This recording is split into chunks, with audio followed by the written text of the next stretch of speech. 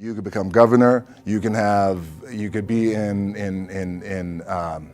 entertainment. You could do Charles, and you could do Shaq. You could do that. You could do whatever you want to do. You guys know that. The thing that has worked for me is to remember the hard times. How to budget money when you're broke. When you're broke, do you really need a budget when you don't have much to work with? Many of us get this question a lot. And so, know that there isn't a single person on earth that's exempt from budgeting their money.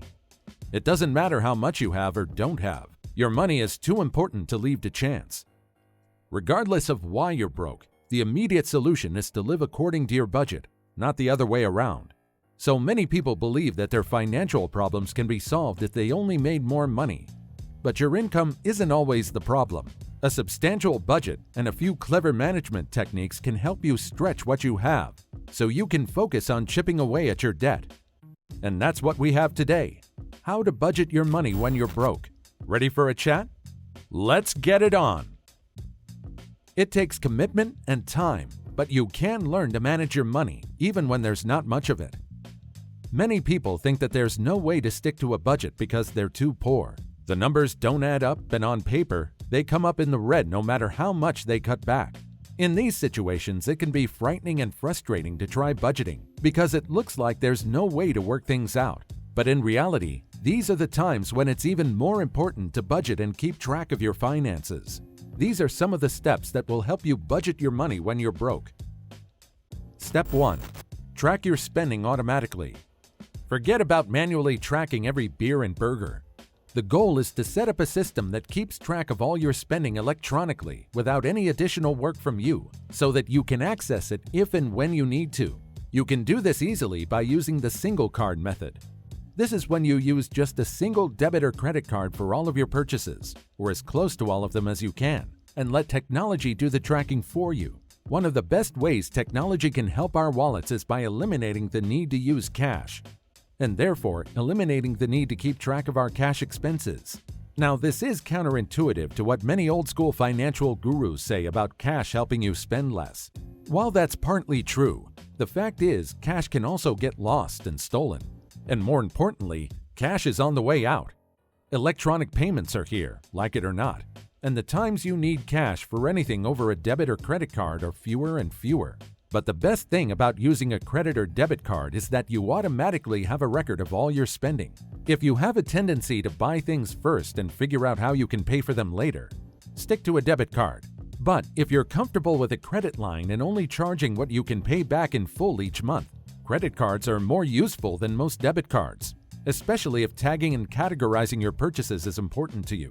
With most cards, you can even export your transactions to a spreadsheet, which for most nerds is where the fun begins. This spending report can be of major help when getting down to the nitty-gritty of budgeting, giving you a record of every penny that you spend using your card. Also, you can use budgeting apps.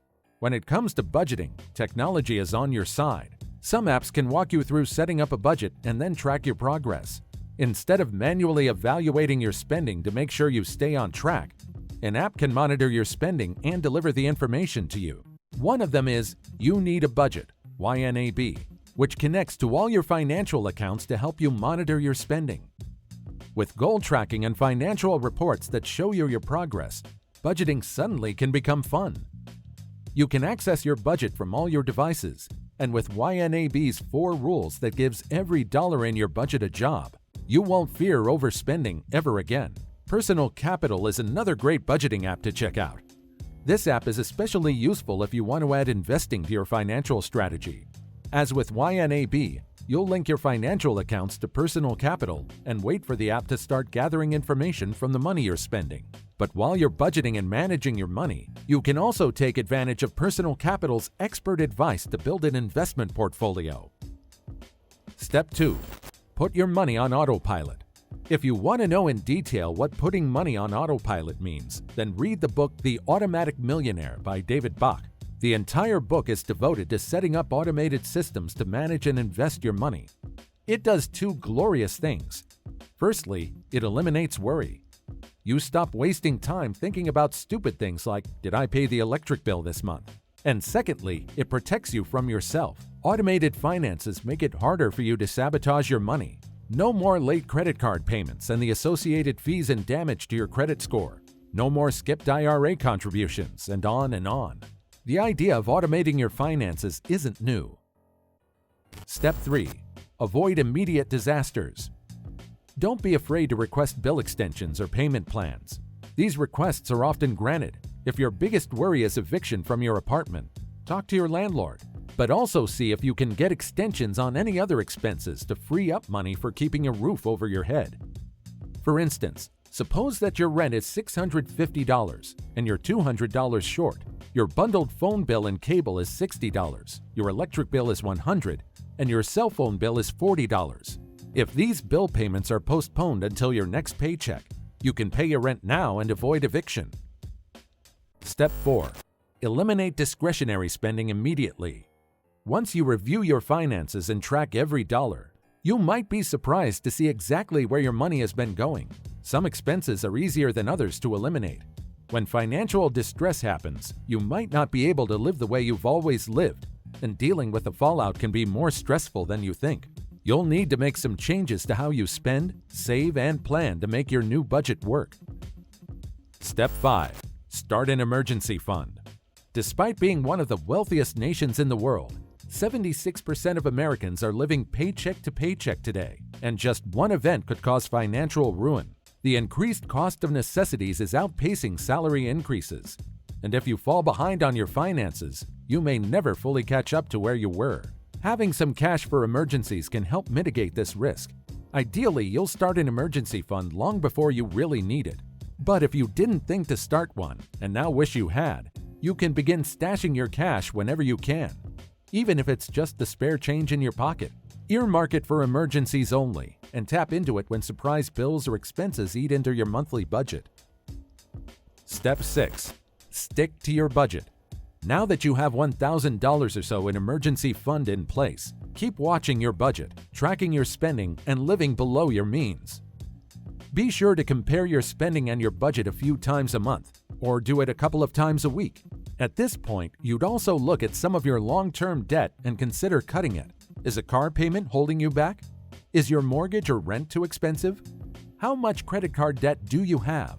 Better yet, shoot to become debt-free. Pay off your debts quickly using a debt snowball or debt avalanche.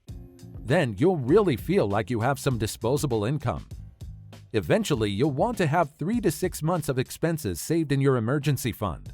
Additionally, you'll want to have enough saved so you can pay this month's expenses using last month's income. That's a long way off, but just know it is possible. You can do it, but it takes time and dedication.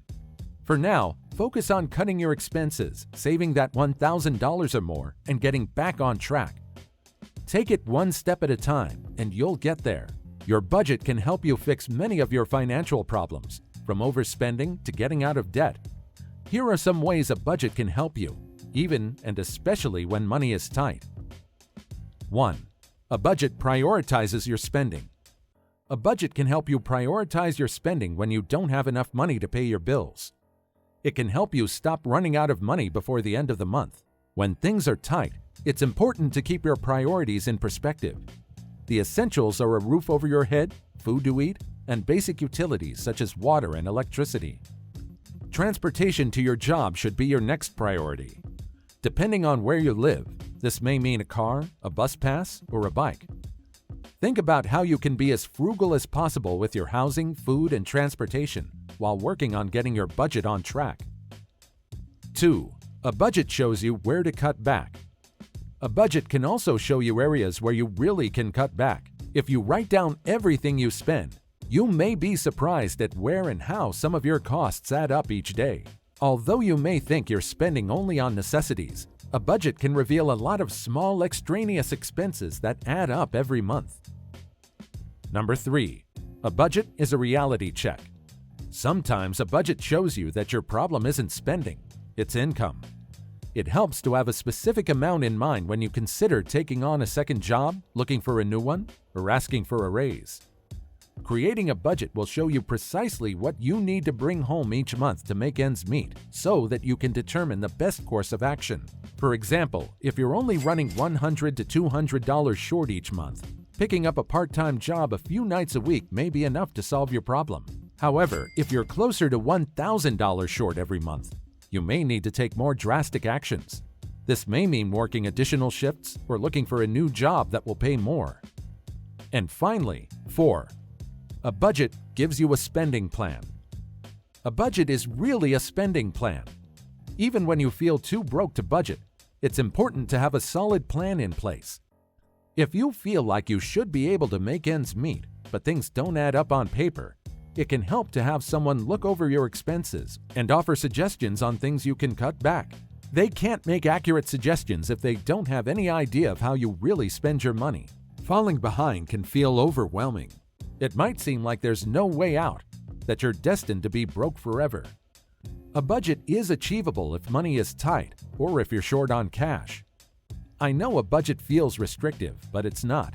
A budget allows you to create a plan for your money and begin to pursue financial stability. With a bit of effort, you can break this cycle. It's not always easy, but it's possible.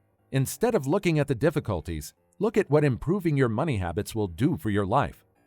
A budget breeds freedom, which is far better than struggling each month, or worse yet, ending up in debt.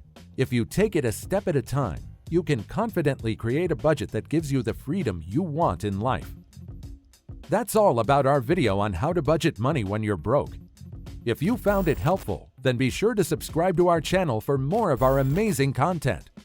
Please give us a like, share the video, and don't forget to turn on the notification bell for instant updates of our future uploads. We value your feedback. Feel free to share your thoughts with us in the comments section below.